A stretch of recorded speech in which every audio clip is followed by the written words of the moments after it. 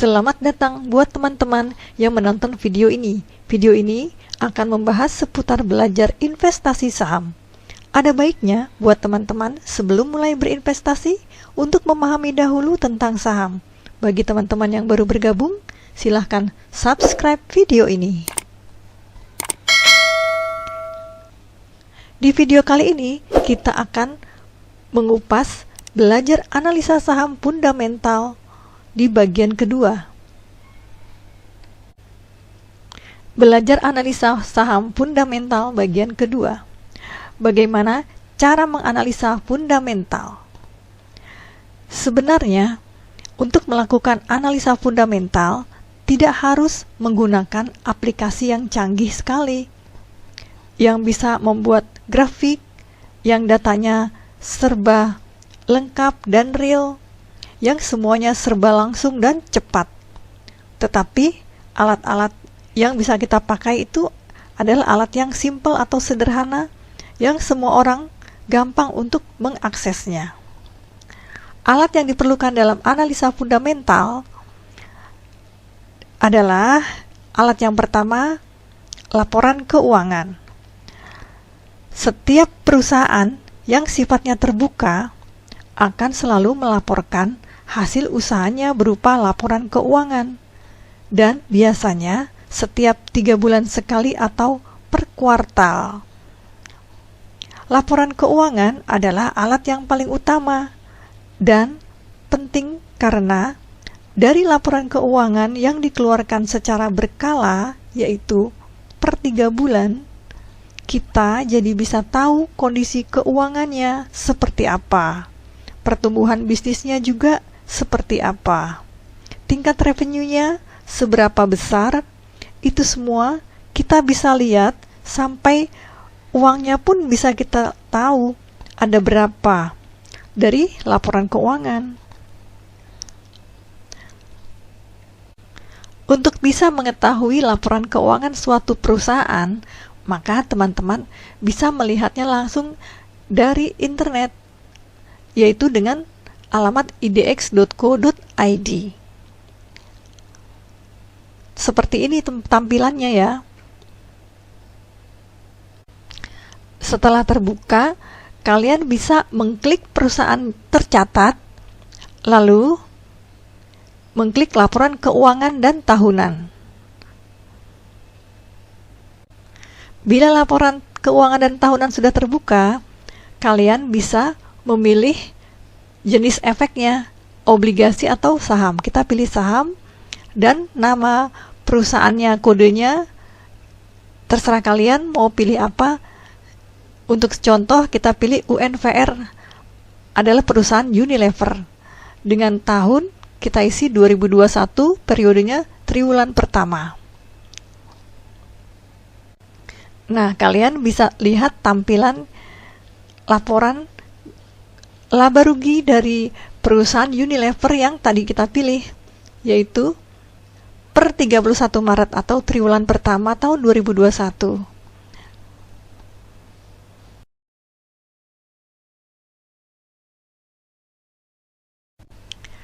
Lalu alat yang kedua, ada yang namanya laporan tahunan atau annual report.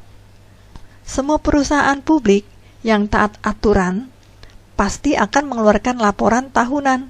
Jadi, mereka akan mengeluarkan satu file dokumen yang isinya lumayan tebal, yang memuat report kinerja perusahaan selama 1 tahun terakhir.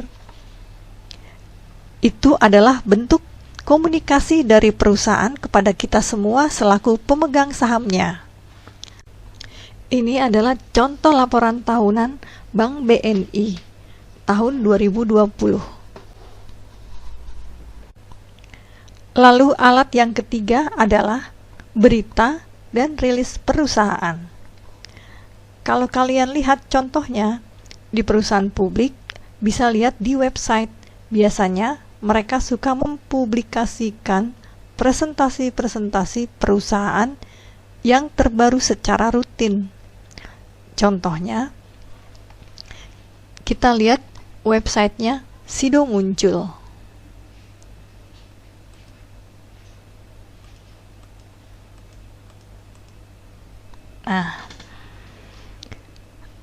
Kalau kita klik menu di hubungan investor, maka akan kita lihat bagian informasi perusahaan. Nah, kalian bisa klik di sini, atau kalau ingin tahu informasi keuangan, bisa klik di sini. Atau informasi mengenai kenaikan dan penurunan saham, dan seberapa banyak saham yang beredar, bisa klik di sini. Ini adalah menu presentasi perusahaan. Di bagian ini biasanya investor relation-nya perusahaan publik akan memberikan rilis, juga memberikan dokumen yang memuat update seputar perusahaan mereka. File-file semacam ini bisa kalian unduh dan bisa menjadi bahan riset kalian untuk melakukan analisa fundamental terhadap sebuah perusahaan. Nah, seperti ini tampilannya. Kalian bisa mengunduh laporan tahunannya untuk bisa kalian pelajari. Lalu alat yang keempat adalah berita di media. Teman-teman bisa mendapatkan informasinya melalui CNBC atau media kontan mengenai update saham yang teman-teman miliki. Maka teman-teman bisa menjadikan alat tersebut untuk analisa fundamental. Yang kelima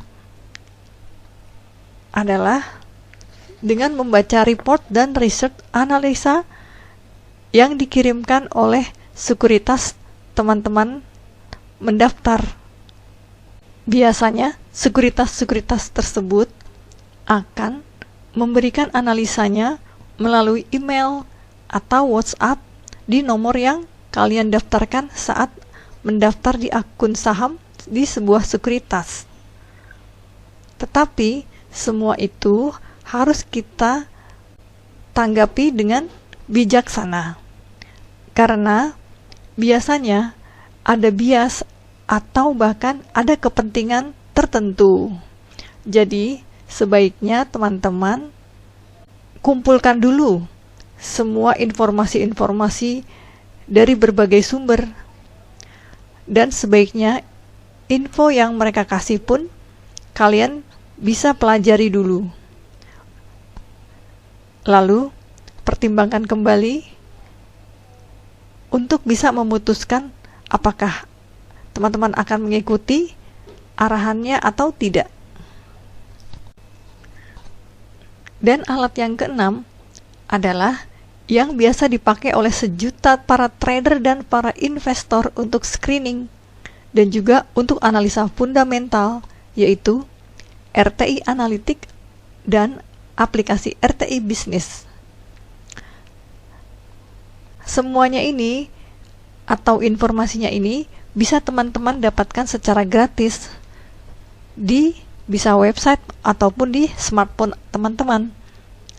Nah, teman-teman tidak perlu membayar sekian juta per tahunnya atau bayar softwarenya yang mahal. Teman-teman bisa memakainya di internet secara gratis dan nggak perlu modal besar-besar untuk alat-alat analisa fundamental. Contohnya seperti aplikasi RTI ini. Ini adalah tampilan aplikasi RTI Business yang bisa dibuka di smartphone teman-teman. Cara mendownloadnya bisa melalui Play Store. Di menu market ini berisi data-data seputar aktivitas perdagangan saham di Bursa Efek Indonesia atau IDX. Ini adalah gambaran grafik yang berupa chart dari indeks harga saham gabungan di periode tertentu. Misalnya, 1 hari terakhir, 1 minggu terakhir, atau 1 bulan terakhir, dan seterusnya. Kalau dilihat data 1 hari, artinya info saham indeks harga saham gabungan selama 1 hari bisa terlihat di opening dari jam 9 sampai penutupan jam 15. Pembukaan harga indeks harga saham gabungan bisa kita lihat di titik tertingginya berapa, lalu di titik terendahnya, serta frekuensi perdagangannya, dan sebagainya. Nah, untuk bisa membacanya, maka teman-teman bisa mengklik periode tertentu yang ada di bagian atasnya. 1 hari, 1 minggu, 1 bulan, dan seterusnya. Data-data semacam ini penting buat para trader yang mau mengamati aktivitas pasar secara rutin atau harian. Menu untuk analisis setiap emiten atau perusahaan, teman-teman bisa menggunakan kontak pencarian untuk mencari emitennya dengan mengklik ini. Caranya, klik gambar pencarian, maka akan muncul kotak pencarian lalu isi dengan kode saham yang akan dianalisa. Maka setelah diklik akan muncul data-data seputar emiten yang teman-teman cari. Misalnya kita klik SIDO. Maka data-data tentang SIDO akan muncul. Yang pertama adalah menu overview. Overview ini menampilkan ringkasan data dari emiten tersebut, terutama grafik pergerakan harga saham. Nah, bila teman-teman ingin lihat 1 minggu terakhir atau 1 bulan terakhir, maka tinggal klik tanggalnya aja yang ada di atas.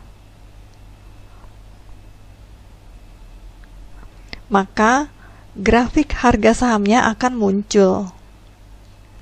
Juga ada data-data lainnya, seperti berapa nilai transaksinya, frekuensinya di hari tersebut, dan banyak lagi. Jadi kita bisa tahu data-datanya. Untuk di menu analytics ini, kita bisa lihat data-data harga, price performance, harga saham SIDO misalkan dalam 5 tahun terakhir atau 1 tahun terakhir, apakah naik atau turun berapa persen, sehingga membantu kita untuk tahu kondisi saham ini seperti apa. Sedangkan low high rank menggambarkan harga-harga yang tercetak dalam periode tertentu. Misalnya dalam 6 bulan terakhir paling rendah SIDO ada di berapa dan paling tinggi ada di harga berapa. Sekarang kita lihat di menu finansial. Adalah menu yang merangkum data keuangan dan kinerja perusahaan atau emiten yang akan dianalisis. Nah, di menu ini teman-teman bisa lihat income statement-nya berapa, balance sheet-nya berapa, bisa dilihat kondisi keuangannya dan sebagainya. Di sini ada periode yang bisa kita pilih, misalnya per kuartal, atau per tahun, annual. Bisa juga dipilih data cash flow, growth, dan sebagainya. Nah, ini adalah data growth, EPS, earning per share, dalam tiap tahunnya bisa dilihat di sini. Ini adalah gambar grafiknya. Pertumbuhannya naik turunnya bisa dilihat di sini.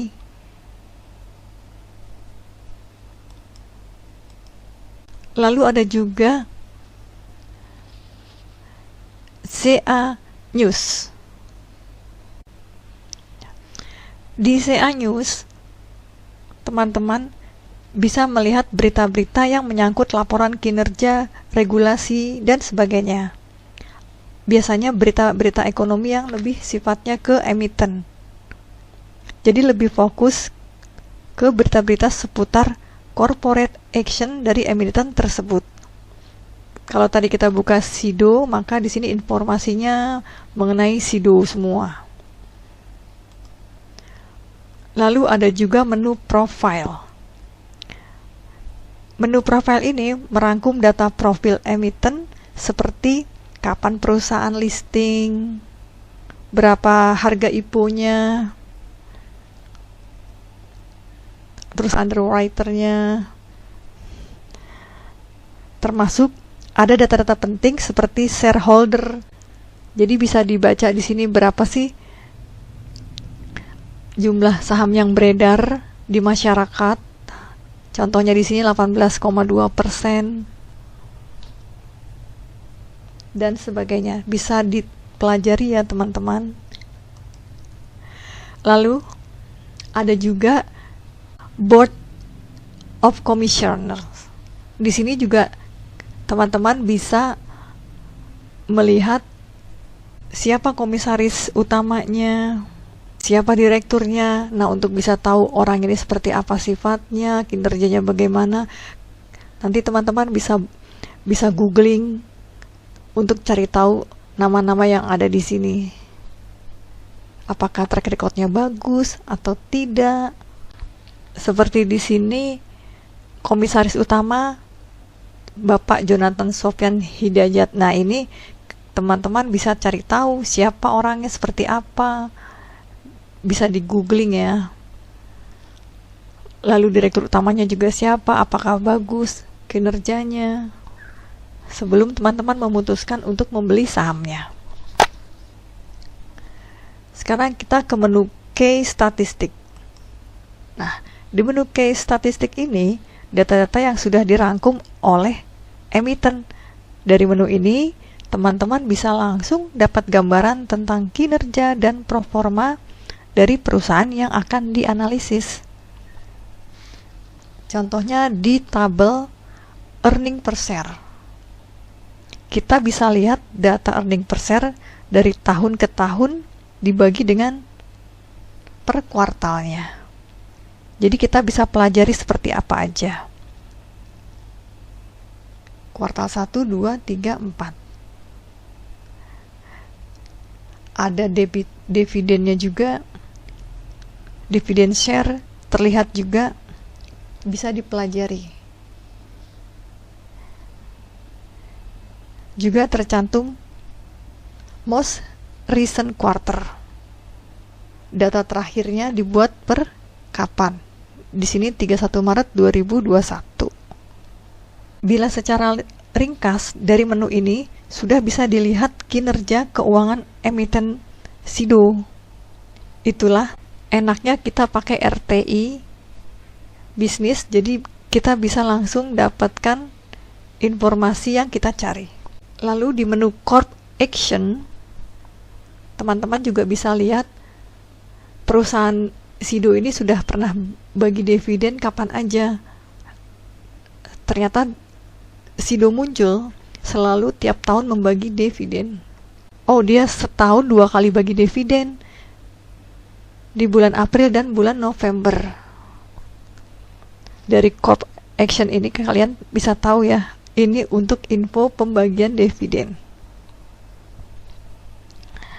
Itulah beberapa menu yang ada di aplikasi RTI Bisnis yang bisa digunakan oleh teman-teman untuk bisa membantu dalam menganalisa emiten yang akan kalian beli. Jadi, data-data yang ada di RTI ini untuk melihat data keuangan secara ringkas, terutama untuk screening awal yang pada akhirnya tetap akan kita buka laporan keuangan yang lebih detail lagi. Demikianlah pembahasan mengenai belajar analisa saham fundamental bagian kedua di video kali ini. Semoga bisa menambah pengetahuan tentang saham untuk bisa berinvestasi saham lebih baik lagi. Bila teman-teman suka dengan video ini, silahkan like. Dan bila tidak suka dengan video ini, silahkan dislike. Sampai jumpa di video berikutnya dalam pembahasan lanjutan mengenai investasi saham. Semoga bermanfaat. Salam.